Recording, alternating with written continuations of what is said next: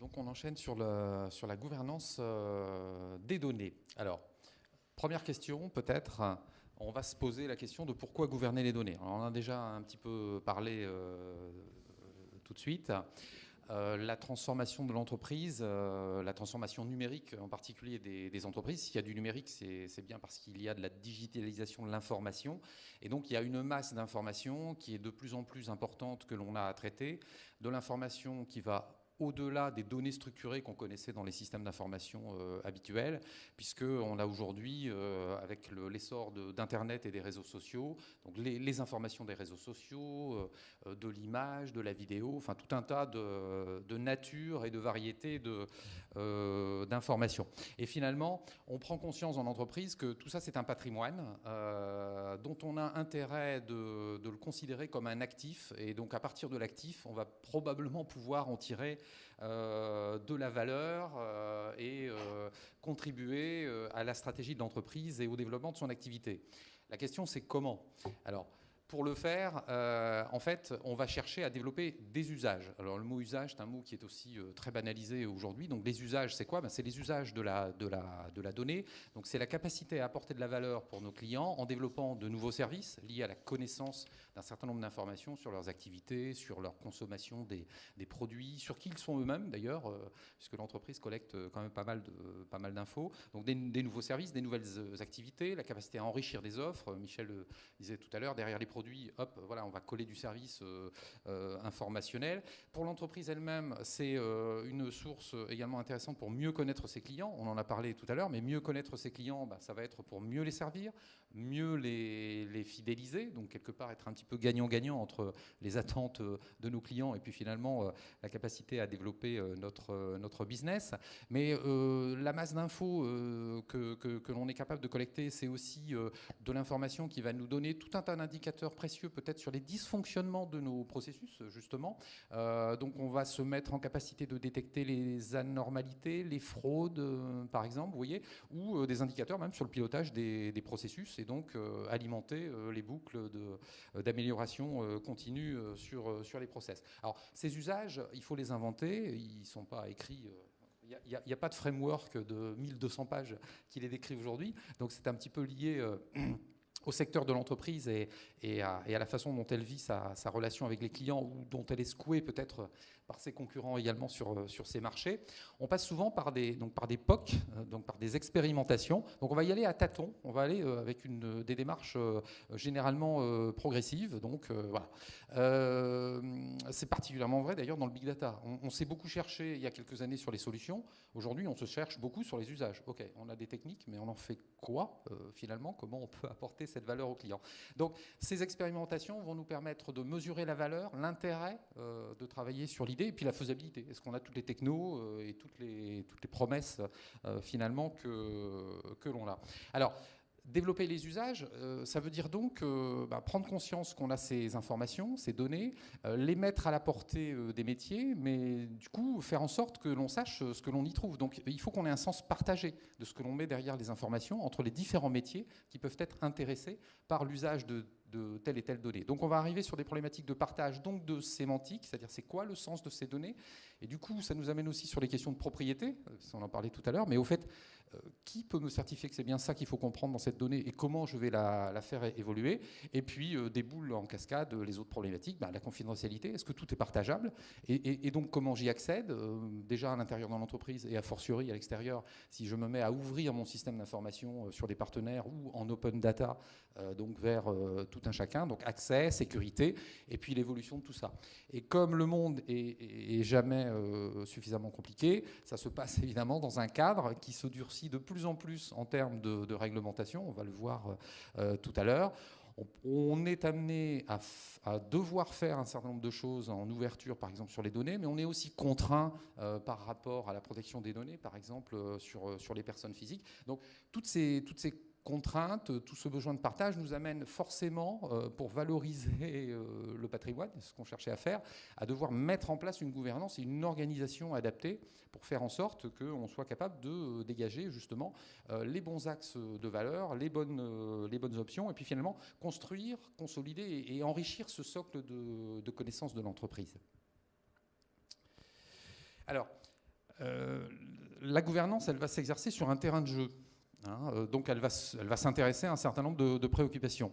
La problématique, c'est quoi? Là, je vous l'ai amené par la transformation numérique de l'entreprise et l'amoncellement de données, l'explosion de données auxquelles on est confronté. En fait, le système d'information, c'est quelque chose qui est relativement compliqué, déjà parce que c'est vieux, ça a commencé il y a plus de 40 ans, et donc on a accumulé tout un tas de choses, des applications anciennes, des applications plus modernes, des applications ouvertes, des applications non ouvertes, donc on a des choses qui sont relativement compliquées et relativement interconnectées. Et alors là, je vous ai mis une infographie de Henri Perret, du Forester, qui est intervenu dans un mardi de l'Urba, donc une des manifestations qu'on organise tous les mois de partage d'expérience, c'était en avril 2017, et j'aime bien parce que en fait il explique que le système d'information, en fait, on a plusieurs systèmes dans le système. Il y a une question de point de vue par rapport à la façon d'approcher le système d'information. Et donc, il y a deux points de vue qui vont nous intéresser là par rapport à la gouvernance que je vais vous commenter rapidement. En bas à droite, la petite boule qui s'appelle Systems of Record. Donc là, on est dans les systèmes d'information dont la finalité est d'enregistrer la donnée. Donc je dirais que c'est les systèmes d'information traditionnels de l'entreprise. Ils sont très orientés back-office. C'est les fameux systèmes de silos. Donc je fais de la compta, je fais de l'administration des ventes. Je gère du client, mais au sens, je gère le client. Je ne suis pas forcément dans la relation. Donc sur ces outils, on est plutôt dans une logique d'efficacité et de robustesse. On va être piloté par les coûts. On a le fameux ROI. Donc je lancerai le projet s'il me rapporte quelque chose. Et donc là, je vais avoir une gouvernance qui va être plutôt tirée par la donnée est plutôt rare, elle est précieuse, elle est unique, elle doit être de qualité, elle doit être conforme à la réglementation, par exemple. Donc on est sur une logique de gouvernance qu'on va appeler un petit peu 1.0, c'est-à-dire c'est le data management, la gestion de données qu'on a connu traditionnellement. Il y a un autre point de vue par rapport à l'évolution des systèmes d'information, qui est la petite boule que vous allez voir en haut à droite, que l'on appelle Systems of Engagement. Alors cette boule correspond en fait plutôt à la vision front office, parce qu'on voit que voilà, il y a une fracture qui est en train de se créer aujourd'hui dans les entreprises et donc dans les SI entre le monde du back-office, les gros systèmes de gestion, et puis le monde du front-office qui se réinvente avec cette digitalisation, avec le multicanal, avec le client qui devient un acteur du système d'information et un acteur de l'entreprise, comme les collaborateurs. On disait ce matin qu'on lui fait faire de plus en plus de choses. Bah oui, c'est vrai. Donc, il touche au système d'information. Et du coup, là, on va être plutôt en recherche d'agilité.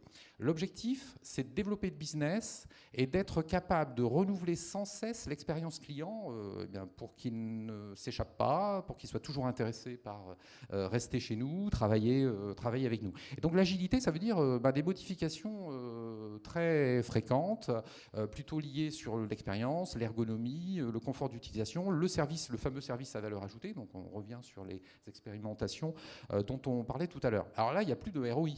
On va être plutôt au niveau de la prise de décision sur une capacité à mettre en balance des risques à faire ou à ne pas faire, parce que si le concurrent fait avant moi, je suis mort. Et puis finalement, les enjeux business, c'est-à-dire ce que je vais être capable de tirer comme bénéfice immédiat, même si c'est pour 3 mois ou 2 ans, c'est pas grave, on fait et il y aura de toute façon une innovation derrière. Et donc là, on est plutôt dans une gouvernance donc 2.0 qui va être pilotée par les enjeux, comme je vous disais, qui forcément n'est plus limité au silo. Le projet du silo avec son objectif, sa valeur ajoutée pour le silo, on est forcément dans une vision transversale de l'entreprise, puisqu'on risque de mobiliser tout un tas d'acteurs dans l'entreprise pour apporter le service aux clients, voire même à l'extérieur de l'entreprise, puisqu'on peut être amené à collaborer avec des partenaires et intégrer des services de partenaires, par exemple, dans ce que l'on va proposer aux clients. Donc une gouvernance que là Henri Perret appelle 2.0 et qu'il faut réinventer et qui est beaucoup plus tiré par une analyse risque-enjeu que par les coûts que l'on voyait tout à l'heure. Et donc, dont l'objectif principal, c'est l'agilité. Alors, un exemple, pareil, qu'on a été amené à voir dans le cadre d'un mardi de l'Urba, c'était le témoignage de ERDF qui s'appelle Enedis aujourd'hui. Alors, ERDF, c'est la filiale d'EDF qui est spécialisée dans le transport de l'électricité. Donc c'est celle qui apporte le courant au compteur chez tout un chacun. Alors ERDF, c'est un bon exemple finalement de gouvernance qui est un petit peu à la croisée à la fois du management stratégique et puis aussi du terrain et des systèmes d'information. Donc Jeff Montagne, qui est en charge de la gouvernance des données chez ERDF, nous a expliqué que les évolutions de la réglementation, alors c'était l'année dernière, donc quasiment il y a un an qu'il est intervenu, les évolutions de la réglementation obligeaient ERDF en open data à publier ce qu'on appelle les courbes de charge de distribution de courant. Donc c'est en gros, et il y en a 35 millions hein, à l'échelle de ERDF, c'est toutes les personnes qui utilisent du courant électrique sont, entre guillemets, clients, ou en tout cas usagers de ERDF.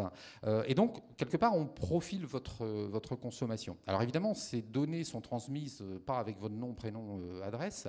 Elles sont transmises simplement en termes de modèles de consommation. Mais ERDF s'est rendu compte que la simple connaissance des modèles de consommation couplée au système d'information géographique permettait de localiser assez précisément, finalement, où avait lieu cette consommation et donc finalement qui il y avait derrière. Donc quelque part, ERDF et globalement le groupe EDF cherchent quand même à garder la confiance de ses clients. Donc ils ont été amenés à négocier avec des services de l'État de manière à dire bon, on ne peut pas publier les 35 millions de courbes de charge parce que voilà, ça crée une brèche dans la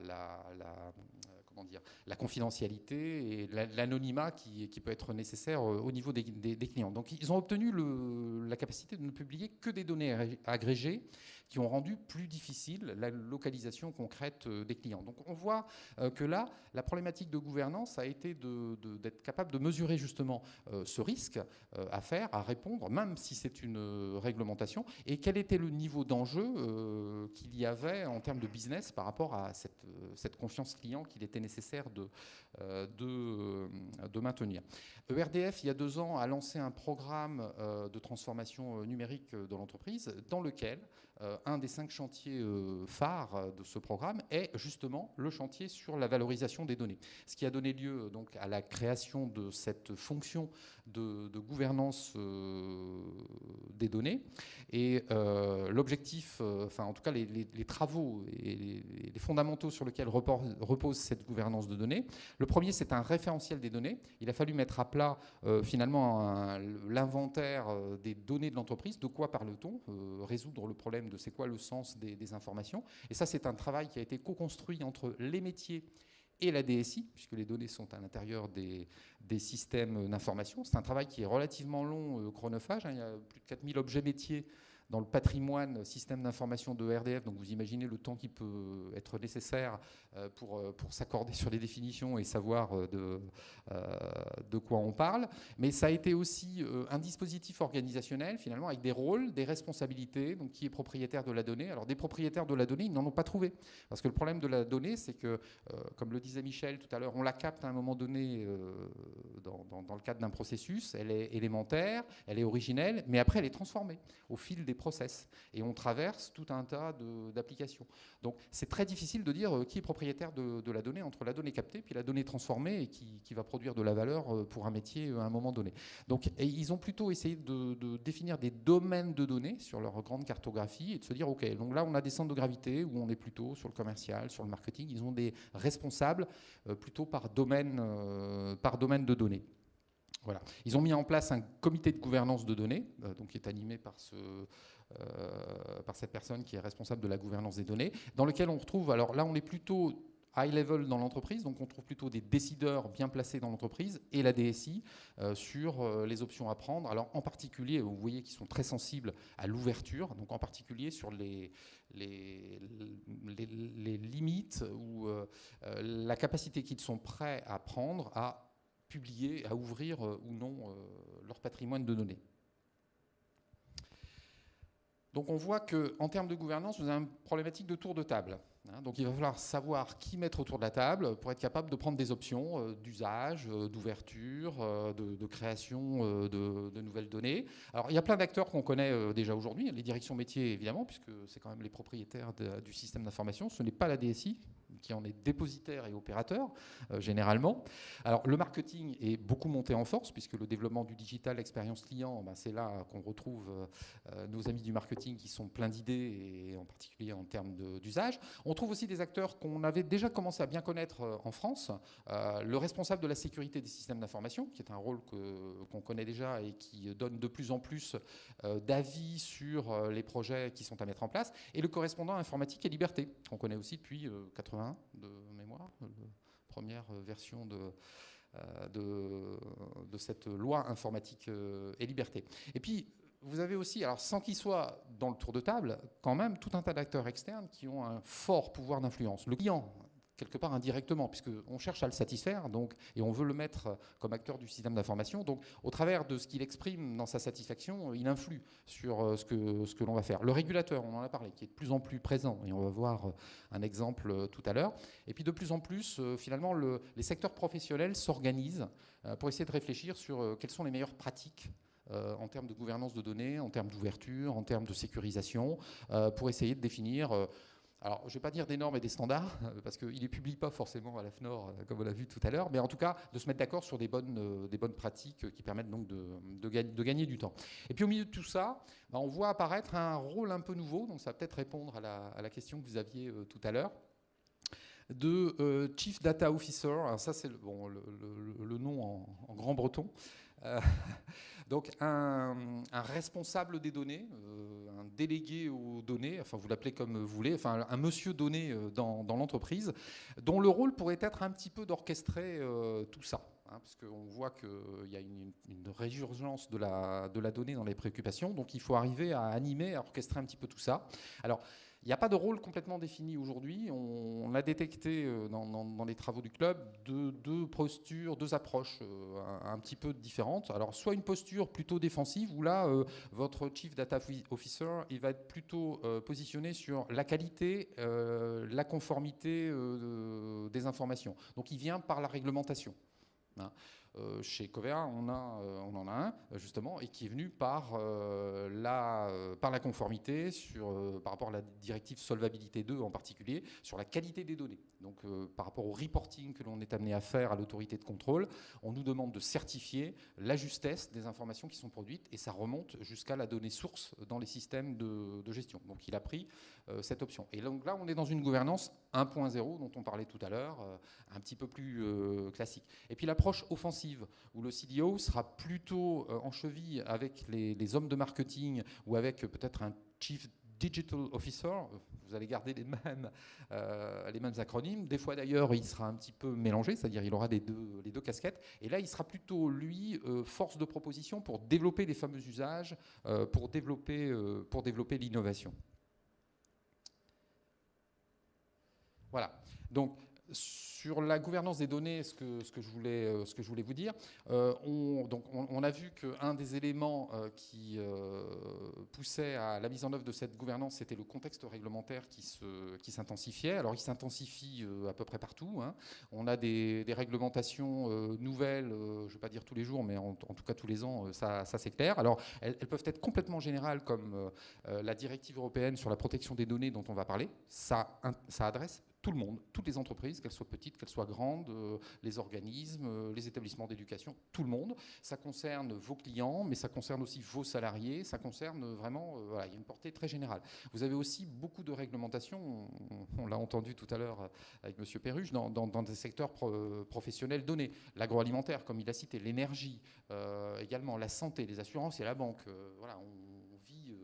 On subit des contraintes réglementaires depuis de nombreuses années. Ce qui est un petit peu nouveau aussi pour les grandes entreprises surtout, c'est que ces réglementations, elles fleurissent. Alors en France, on en avait l'habitude, en Europe aussi, mais un petit peu partout. Et alors, quand vous êtes une entreprise internationale, vous pouvez être confronté à des poussées réglementaires qui peuvent être parfois contradictoires. Et il faut arriver à jongler avec tout ça, donc ouvrir dans un certain cas, mais refermer dans un autre. Donc finalement, une difficulté encore plus importante pour les entreprises. Alors, si on prend le cas du règlement européen sur la protection des données personnelles, alors là, je vous ai mis une représentation qui a été faite par la CNIL. Je vous invite à aller la regarder. Je vous ai mis le lien, en fait, c'est une animation. Donc, la CNIL a modélisé les 99 articles et les 173 textes d'explication qui constituent cette directive. Donc cette directive, quand vous voyez ça, vous dites c'est très compliqué, c'est super compliqué, c'est relativement contraignant. Par contre, ça a l'air quand même assez construit.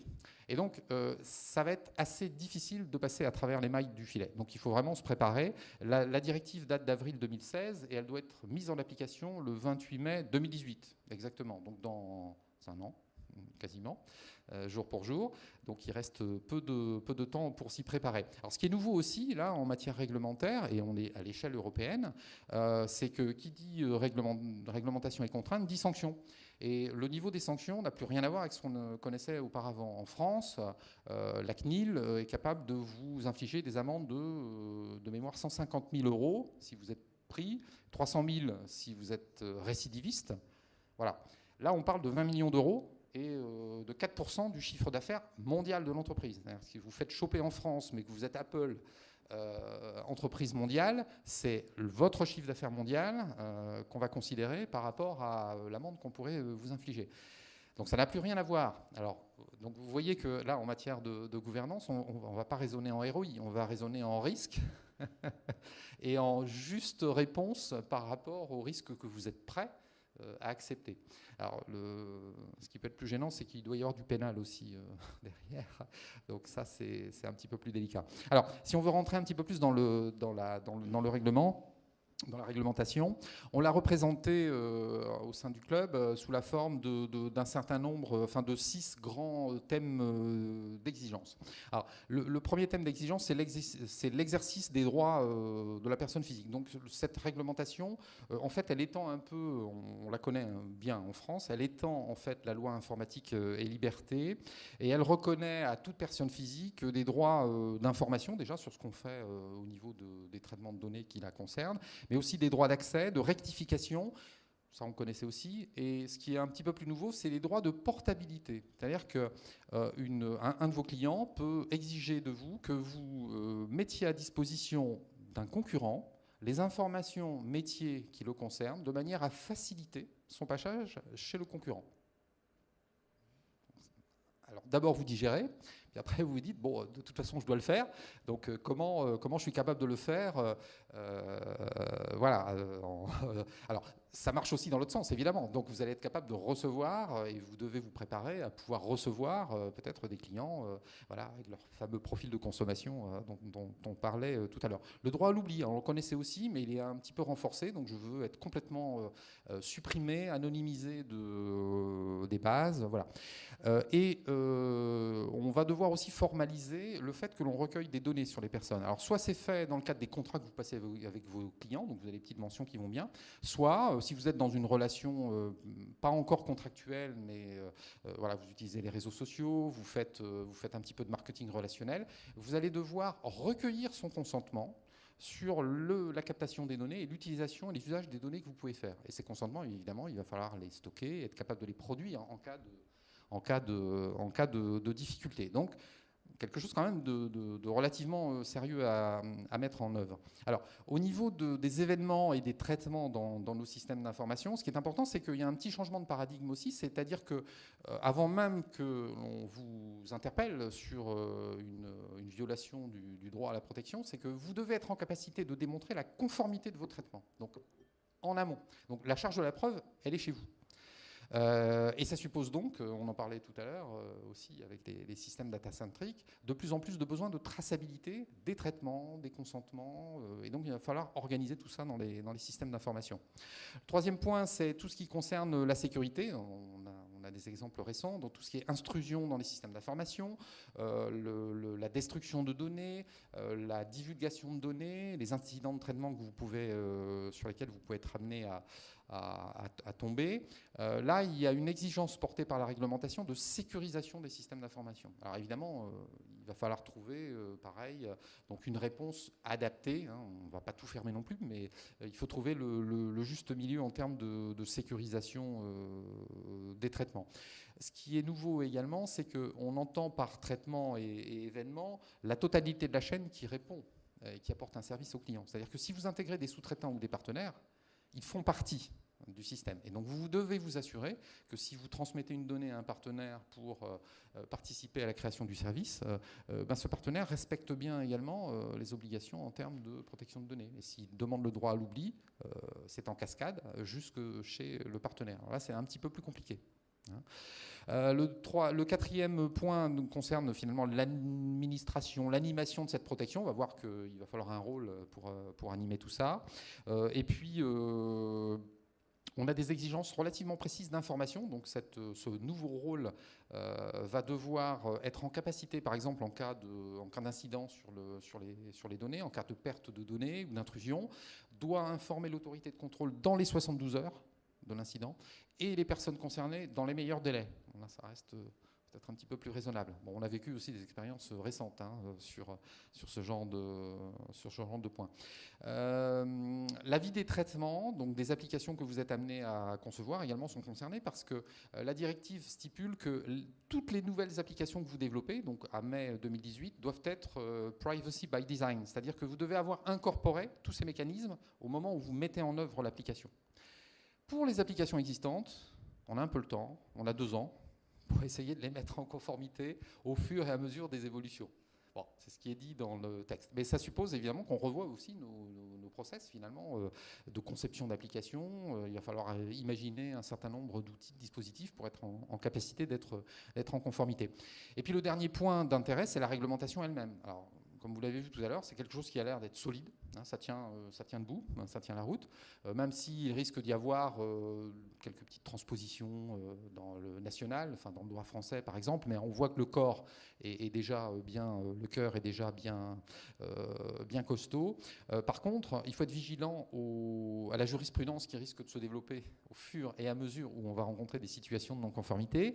Et donc, aux arrêtés qui vont être pris à ce moment-là, il y aura peut-être des allers-retours à faire sur des options prises dans les systèmes d'information. Donc, flexibilité, agilité à retrouver, et dans les process, on va en parler tout à l'heure, qu'il faut mettre en œuvre, et dans les systèmes d'information qui vont devoir supporter cette conformité.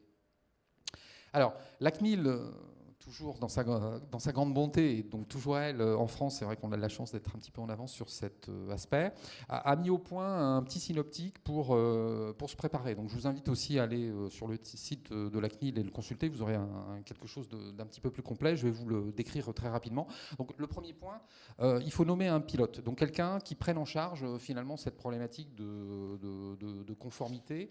Il l'appelle un délégué à la protection des données, en anglais DPO, Data Protection Officer. Son rôle, finalement, ça va être d'informer et de conseiller en interne, donc sur la réglementation, mais aussi de contrôler. Donc il va être un auditeur interne, une espèce d'auditeur interne du fait que l'entreprise est bien en conformité, et il va gérer la relation avec l'autorité de contrôle, donc si elle le saisit pour telle ou telle vérification ou suite à plainte. Donc c'est quelqu'un, on parlait de mouton à 5 pattes tout à l'heure, donc alors là on est aussi dans le même profil, donc c'est quelqu'un qui doit être à la fois à l'aise en termes de système d'information, plutôt architecture, voilà, c'est-à-dire comprendre comment tout ça marche et les interactions des systèmes les uns avec les autres, à l'aise aussi sur le business de l'entreprise, la stratégie, les enjeux, quelques petites notions juridiques, ça fait pas de mal non plus parce que les articles sont quand même pas dans un français très courant, et puis très à l'aise aussi avec finalement tout ce qui est manipulation de données, les sciences de la donnée, comme on dit aujourd'hui. Qu'est-ce qu'on fait vraiment derrière les traitements? Est-ce que le traitement est bien adapté à l'objectif que l'on poursuit? Le deuxième point, c'est la cartographie justement de ces traitements. Donc c'est de faire un état des lieux. Mais au fait, où sont nos données aujourd'hui dans les systèmes d'information? Où sont-elles stockées? Comment sont-elles traitées? Combien de temps sont-elles conservées? Qui est propriétaire des traitements? Voilà. Il faut mettre à plat le patrimoine de traitement de l'entreprise, de manière à pouvoir exercer un diagnostic et regarder les situations sur lesquelles on a des risques de non-conformité, et de pouvoir bâtir un plan d'action et donc prioriser un certain nombre d'actions. Alors, je rassure les personnes des systèmes d'information, il n'y a pas que le système d'information qui est concerné. Évidemment, il y aura un certain nombre de choses à faire, mais je vous cite deux autres points qui sont relativement, enfin 3 autres points qui sont relativement importants et qui relèvent plutôt des processus métiers. Le premier, ça va être de vérifier qu'on a bien toutes les petites mentions qui vont bien dans toute la documentation qu'on est capable d'échanger avec les clients, donc les contrats, les courriers, les machins, etc. Parce que, je vous disais tout à l'heure, on peut recueillir du consentement implicitement au travers de ces communications. Mais encore faut-il se mettre en règle avec la manière de libeller les choses. Deuxièmement, c'est de vérifier vos sous-traitants et vos partenaires. Vous avez des contrats avec eux, donc vérifiez que vous ayez bien toutes les clauses d'engagement, de responsabilité par rapport au traitement de données que vous pouvez être amené à sous-traiter. Et puis finalement, comme on a des nouveaux droits que les personnes vont exercer, ben c'est des nouveaux process à mettre dans l'entreprise. Le droit de rectification, le droit à l'oubli, le droit à la portabilité, c'est tout un tas de mécanismes qu'il va falloir mettre au point. Alors, pour rebondir sur les certifications dont on parlait tout à l'heure avec l'AFNOR, quelque part la norme, la réglementation ouvre à de la certification sur la protection des données. Mais attention, tous les certificats qui pourraient se développer et qu'on pourrait obtenir en disant moi je suis compliant en termes de protection des données ne seront jamais opposables si vous êtes interpellé sur un incident. Donc elles n'ont pas valeur de preuve et elles ne sont pas utilisables en défense. Tout au plus, dans un premier temps, vous allez pouvoir vous en servir comme d'un élément de différenciateur, un petit peu comme quand on a commencé les dispositifs de qualité. Ben voilà, être certifié ISO, on a vu que ISO a beaucoup évolué, donc c'était pas forcément terrible au début, mais ça permettait de se différencier du concurrent et on a pu l'utiliser comme un avantage concurrentiel. Donc là, peut-être pareil. Gérer les risques. Alors, la gestion de risque est vraiment au cœur du dispositif puisque les applications, vos systèmes et vos processus sont comme ils sont. Le plus important, c'est d'arriver à diagnostiquer et à évaluer le niveau d'exposition au risque sur la protection des données. Donc là, ce que vous demande la norme, c'est la réglementation, pardon, et ce que vous conseille la CNIL, c'est de faire des analyses d'impact. Donc d'analyser les traitements, de regarder les conditions de rétention des données, de traitement. Est-ce que le traitement est justement adapté à l'objectif que vous poursuivez ou est-ce que vous ne captez pas trop de données par rapport à ce que vous voulez faire? Et ces analyses d'impact doivent être documentées, formalisées. Et vous devez être en capacité de les produire si nécessaire. Enfin, organiser les processus internes. Bon, on l'a déjà un petit peu vu. Donc, les processus nécessaires pour gérer les nouveaux droits des personnes physiques. Les processus de conception. Donc là, la DSI, pas au niveau du SI, mais au niveau de la façon de faire les systèmes d'information, elle est un petit peu impactée, puisque dans ces process d'analyse, de conception, il va falloir embarquer ces exigences toujours, même si le métier ne les demande pas. Il va falloir aussi travailler en sensibilisation, en conduite du changement, puisque finalement, c'est un petit peu l'affaire de tous, hein, même si la DSI est à la manœuvre sur les systèmes d'information. Si vous n'acculturez pas finalement toutes les personnes qui sont au contact des clients, qui font tourner les process de l'entreprise et qui utilisent les outils à cette problématique de captation de données, vous risquez d'avoir des petites surprises. Et puis, il faudra être capable de mettre en place les process de traitement de réclamation client, les process de notification auprès de l'autorité de contrôle. Alors, dans certaines grandes entreprises, vous avez les plans de continuité d'activité. Donc, par exemple, quand vous avez des intrusions, vous pouvez être en situation de crise. Ça veut dire qu'il faut peut-être revisiter les PCA pour voir comment on inclut l'acteur autorité de contrôle dedans. Et puis, comme tout bon système de management, une documentation, avec un certain nombre d'éléments. Déjà, toute votre doc patrimoniale, donc vous avez bien inventorié vos traitements, vous les avez qualifiés donc, dans votre registre de traitement, vous avez vos analyses d'impact, mais vous avez aussi tous les contrats que vous avez avec vos fournisseurs qui interagissent sur vos processus et vos systèmes d'information sous la main, et puis toutes les informations, on va voir tout à l'heure, qui sont nécessaires sur le recueil de consentement, par exemple, et la traçabilité de vos traitements. Voilà les grandes étapes. Il reste 1 an pour faire tout ça. Voilà. Alors, au sein du club Urba, on s'est dit que justement, bon, c'était une vraie problématique. Elle est très métier, mais elle arrive très vite sur les systèmes d'information. Et en fait, on essaye en avance de phase pour justement qu'en privacy by design, on soit en capacité d'apporter des réponses pour le développement des nouvelles applications. On essaye en avance de phase d'identifier toutes les préoccupations à prendre en compte sur le SI. Et il y a 3 types d'impacts, à notre avis, aujourd'hui. Le premier, c'est qu'on a des nouveaux domaines fonctionnels qui apparaissent. Donc, des fonctions propres de conformité, hein, on les a déjà passées en revue, mais, on aura peut-être besoin de moteurs de transfert d'informations ou de portabilité de données, on aura besoin d'outils de fonctionnalités pour faire de l'audit de systèmes d'information, pour faire la démonstration, être capable de démontrer que les traitements se déroulent bien. Il va falloir gérer les alertes sur les violations de données, faire de la gestion de risque. Un portail pour les personnes, et on revient sur la logique de l'API et de l'ouverture du système d'information.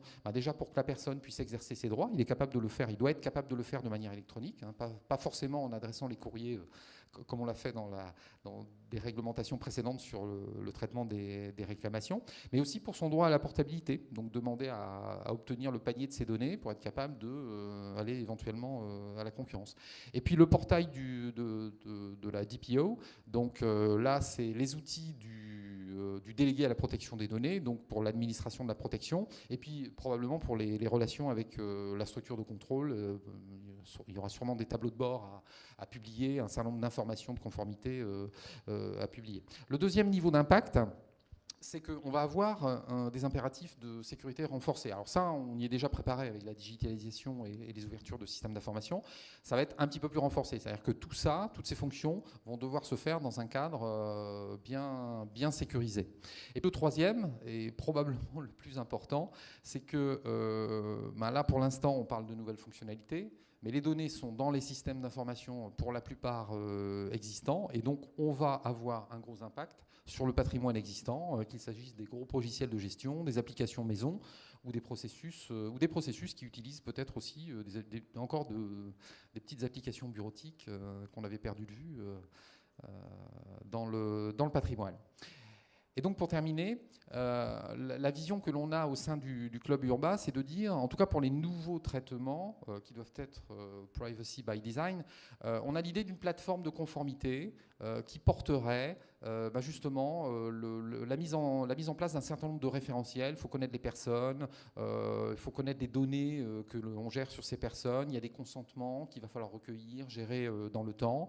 On sait qu'on doit aussi être en capacité de tracer les traitements, de tracer les demandes de consentement. Bon, on voit qu'il y a un certain nombre de référentiels et de règles qui sont à mettre au point. Donc notre idée est de travailler sur la mise au point probablement d'une plateforme de conformité. On essaye de plancher là-dessus et de la rendre interopérable, évidemment, avec le patrimoine applicatif nouveau, ça va être plus facile, probablement, de l'entreprise, et puis progressivement le patrimoine existant. Voilà. Donc, si vous avez des questions. Eh bien, merci pour cette intervention. Alors, je pense que ça doit être une thématique d'actualité parce qu'il y a beaucoup de questions, mais finalement qui sont extrêmement précises. Il n'y a pas vraiment de questions sur la démarche globale, c'est plus quel type de document, sous quelle formalisation, qui est la mise en pratique, puisque je pense que cette nouvelle réglementation doit soulever beaucoup de questions pratiques sur des aspects juridiques, SI, techniques. Il y avait quand même une question intéressante, puisqu'en plus c'est un peu le fil directeur de la journée, finalement, toujours sur cette question de rôle. Donc vous avez répondu à une grosse partie de la question de tout à l'heure, mais une plus ciblée, c'était est-ce que finalement le DPO, donc un peu le nouveau SIL de l'entreprise, a des éléments communs en termes de mission et de rôle avec le Chief Data Officer? Est-ce que ça peut être la même personne? Est-ce que c'est des rôles qui sont complémentaires? Est-ce que pour des questions de neutralité, il faut que ce soit 2 rôles séparés? Enfin voilà, peut-être un avis là-dessus. Comme je vous disais, c'est un petit peu difficile de répondre à cette question. Enfin, en tout cas, il n'y a pas de recette. Ça, c'est clair. Je pense qu'il n'y aura jamais de recette, de toute façon, dans la mesure où en fait, il y a des avantages et des inconvénients à mettre sous la même tête tous ces rôles. Si vous cherchez de l'efficacité, alors la donnée étant unique et étant utilisée en conformité, en développement de nouveaux usages, etc., j'aurais tendance à dire, vous avez intérêt à mettre sur la même tête, finalement, toutes les casquettes, parce qu'on va pouvoir concilier les contraintes et puis les perspectives d'innovation. Et finalement, peut-être, là où vous investissez de l'argent pour être conforme, pour être mis en conformité, vous allez pouvoir transformer ce coût en un investissement sur des opportunités de développement métier, puisque vous allez faire évoluer vos systèmes d'information. Donc ça, ce serait plutôt un avantage. Mais des profils comme ça, c'est relativement difficile à mettre en œuvre aujourd'hui. À l'inverse, l'argument que vous citiez est tout à fait recevable, c'est que on est un petit peu jugé parti et on serait peut-être un peu tenté d'être trop, de prendre trop de largesse avec la réglementation. Quoi qu'il en soit, le DPO ou le CDO ne peuvent pas être des acteurs isolés dans l'entreprise. Ils ne décident rien tout seuls. Donc ce sont plutôt les managers d'un board, d'une table ronde dans lequel les métiers et la DSI doit être invités et sur des décisions à prendre de manière collégiale. Je ne sais pas si vous voulez compléter, Philippe. Est-ce qu'il y a des... Michel, quelque chose? Non? C'est quelque chose qui émerge. Il y a aussi vraisemblablement des questions pratiques qui vont se poser aux entreprises. C'est-à-dire qu'en fonction de la taille de l'entreprise, il va y avoir l'obligation d'avoir un Data Protection Officer. Ce sera certainement plus un rôle dans des petites entreprises partagé avec d'autres responsabilités qu'une fonction à temps complet. Après, quand on va parler d'entreprises plus importantes, de groupes, là, effectivement, on va peut-être avoir à la fois d'un côté le Data Protection Officer très tourné vers la GDPR, et puis peut-être un Chief Data Officer qui, lui, peut être tourné vers une valorisation de l'information sous une autre forme. Pas forcément d'ailleurs la même, pas simplement sur les données clients, et avec bien évidemment une forte collaboration à ce moment-là entre les deux personnes.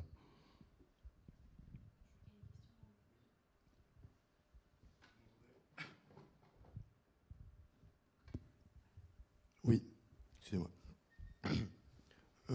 Le chantier GDPR, RGPD, de mise en conformité semble assez colossal pour certaines entreprises, mais pas insurmontable. En tout cas, il y a une exigence timing qui est assez forte.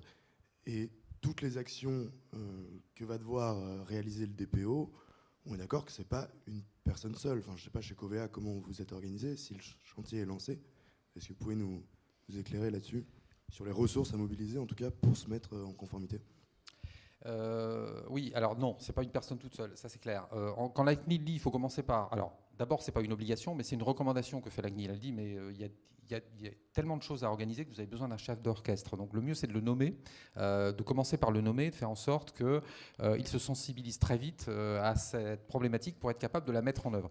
Donc si je prends l'exemple de Covea, par exemple, donc la protection des données, oui, on y travaille depuis déjà un certain temps. Donc on a monté la protection des données comme un programme d'entreprise. Donc c'est un projet aujourd'hui. Alors on l'appelle un programme parce qu'il y aura plein de projets à l'intérieur.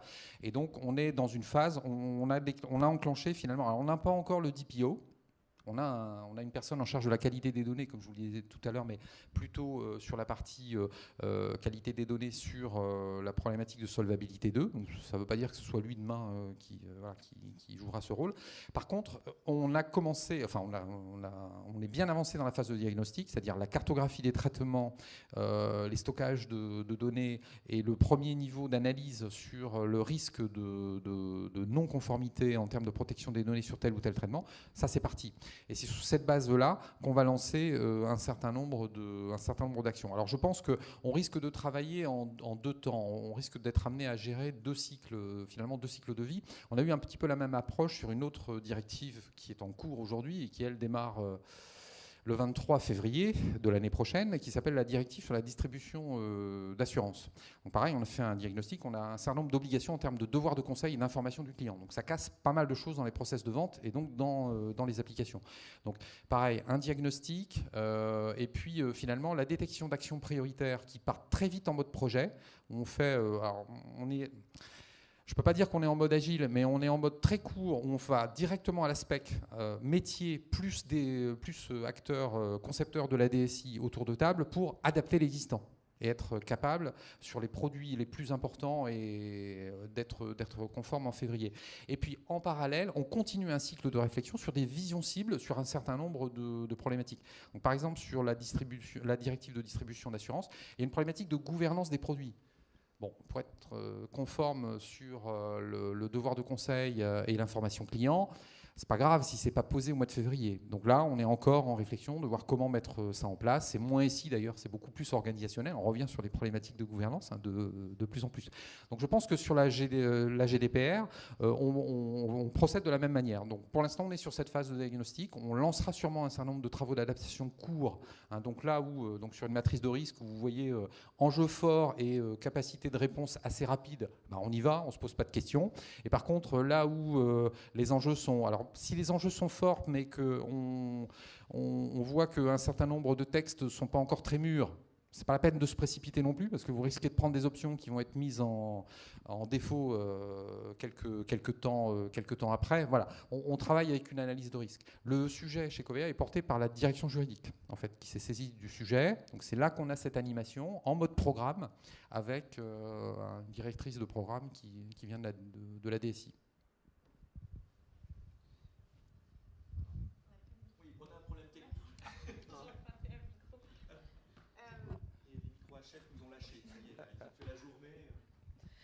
Alors, si vous permettez, est-ce qu'il y a une autre question encore dans le...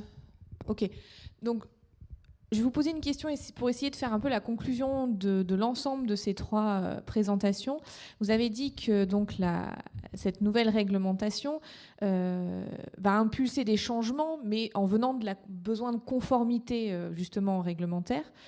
Et est-ce que cette nouvelle réglementation va également être l'opportunité d'autres leviers autour de la transformation dont on parlait? C'est-à-dire, est-ce qu'il y a quand même, au-delà de l'imposition du règlement, est-ce qu'on peut quand même en retirer des choses positives pour la transformation autour des données, du système d'information voilà. Est-ce qu'il va y avoir des conséquences autres? Je vais juste commencer sur un point qui a été évoqué tout à l'heure, sur la transformation en elle-même. C'est vrai qu'il va y avoir des choses qui vont se faire, et quand on est en contact avec des clients, il y a un point qui a été évoqué et qui est très important, c'est la notion de confiance. C'est-à-dire que ça, par exemple, ça pousse à se poser des questions qui sont des questions stratégiques de qu'est-ce qu'on fait vis-à-vis de nos clients. C'est quoi le niveau de confiance qu'on veut avoir sur certains processus, comment on le traite. Donc ça, c'est déjà c'est une évidence en termes de points positifs, même si effectivement ça peut être vu aussi comme un aspect très contraignant.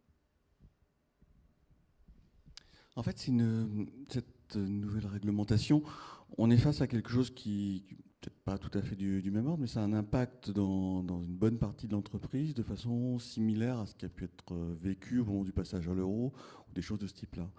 Il faut quand même se poser des questions sur tous les process, on va dire, qui concernent des informations personnelles. Donc, beaucoup sur se tourner vers le client, mais aussi en interne.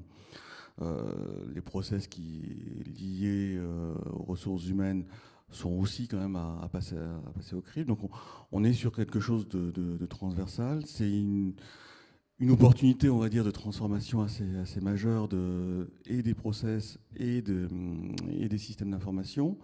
Au-delà de la partie contrainte vécue, on va dire, par l'entreprise, les entreprises qui seront le plus à même finalement de pouvoir faire valoir leur conformité en termes de respect des données personnelles pourront aussi s'en servir en termes d'image, de confiance vis-à-vis de leurs clients. Et à contrario, celles qui vont se trouver en défaut de ces sujets-là, bon, on pense quand même bien évidemment à certains GAFA ou autres, vont risquer quand même très très gros à terme. Ils vont peut-être pas d'emblée, dès la fin mai 2018, avoir une amende de 4% de leur chiffre d'affaires mondial.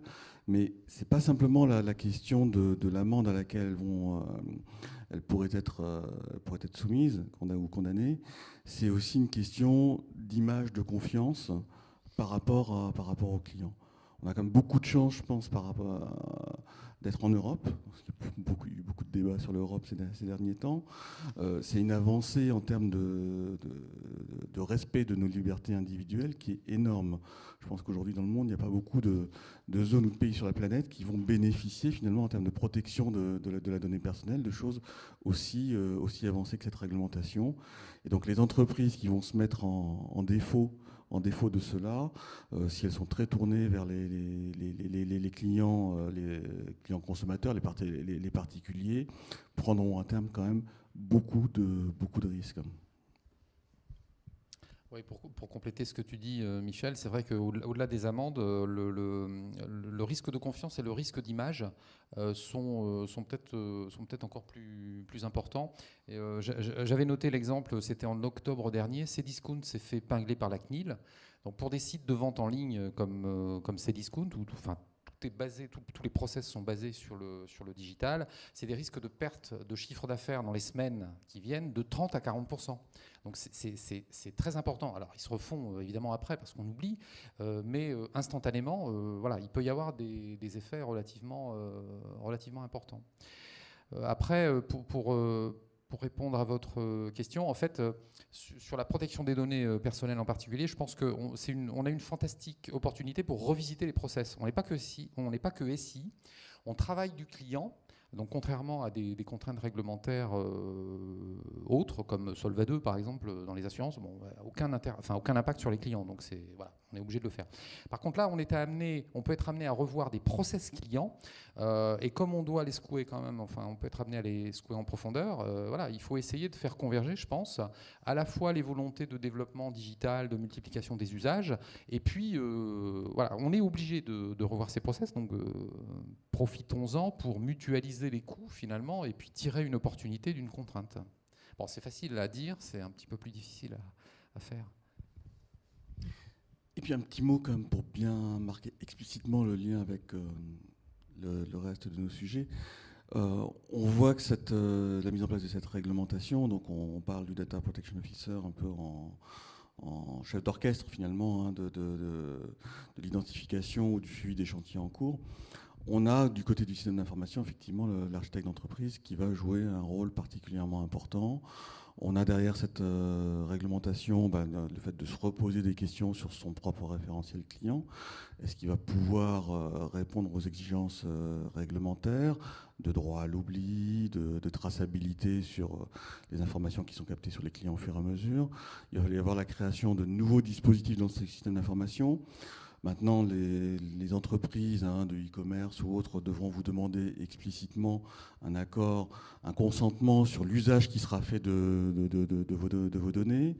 On va devoir gérer dans la durée le droit à l'oubli, donc l'effacement de ces informations. Donc il y a un ensemble d'impacts sur le système d'information qui sont importants, qui sont de nature transversale. Donc là, l'architecte d'entreprise est bien évidemment très très mobilisé sur ces sujets. Et ça sera le mot de la fin. Merci beaucoup. Merci beaucoup.